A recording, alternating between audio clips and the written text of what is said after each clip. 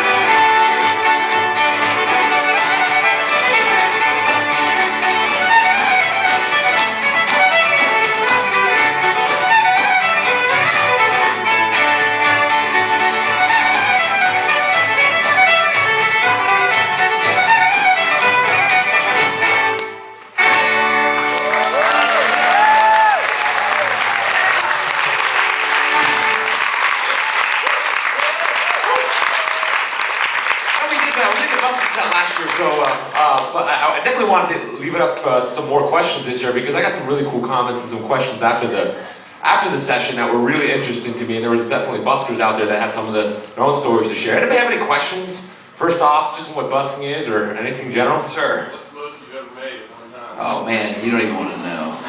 It all depends on your area. Like for instance, we were like, wow, let's go somewhere wealthy like Georgetown. And everybody's going somewhere. And they've also got credit card bills that they just can't pay. And right. It's funny, like you go to the rich place, you're like, oh, we're gonna be rich, and then you get $4. Yeah. For like 2 hours of playing. There's this honey hole, and I won't tell you exactly where it is. It's in Virginia, and it's close to DC. But I mean, Clarendon. Old Town. Clarendon's a good Yes. one. Yeah, it's Old Old Town. Town. Yeah. Yes, yes. Exactly, Old Town. did you see us there? Old Town's great because it's got kids, it's got families, right? And people are strolling. You know, you gotta go where people are strolling. Not that they're going places. Yeah, so, exactly. I don't know. What do we? I think probably Joe, Dan, and I, we initially started out before Mike even came on. I remember we probably would make maybe 250, 300 bucks In an hour and a half? 2 hours maybe, two That's and a half that's hours. like attorney fees, kids. Yeah. So I mean, when it was really hot, it was good. It was all one. So we had a hard time explaining ourselves when we went out there. I mean, Whoa! Yeah. yeah, it was. We bought everyone drinks and then we paid for it all in ones. And they looked at us suspiciously. What do you do? Whoa! But it took a lot to get to that point. When we started, we only needed 2 numbers, and we play them over and over and over again. That actually raises the question: if you want to go out and bust, like, how many songs should you have? Start with one. Just play it over and over again. You could. Joe did. But there's something called self-esteem, which you need to also be wary of. There's a self-esteem to number of songs ratio, and you just gotta be comfortable with that. You just gotta find your own balance. I have to say though, a good number is like if you have about 10 minutes worth of music, that's about the average span of someone standing there and listening. We used to have it where people would just really love us, and we'd run out of all of our songs, so we'd just do them again, and then they know there's time for them to leave.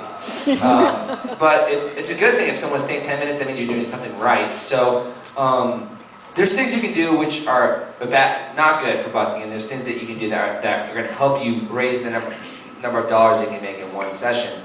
And I was in Annapolis last weekend, and there was a busker playing, and he did something like this. He was like, basically,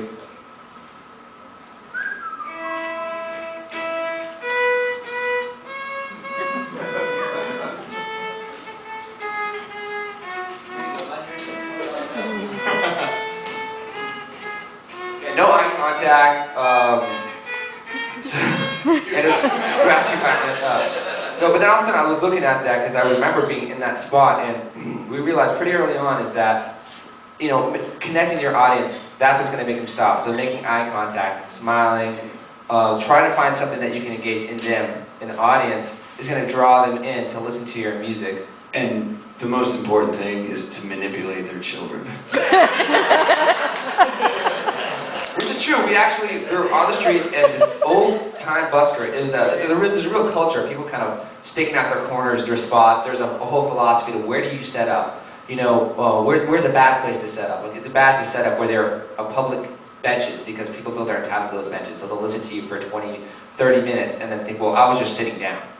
And then they'll walk away and they won't. So you have to do it on a thoroughfare where if they stop, it's obvious they're stopping for They you. feel really uncomfortable if they're stopping. They know they're stopping. I'm telling you, it's about the kids. We used to have all kinds of, like, this may sound really weird, but like shakers and stuff, and we draw kids and, you know, tambourines and...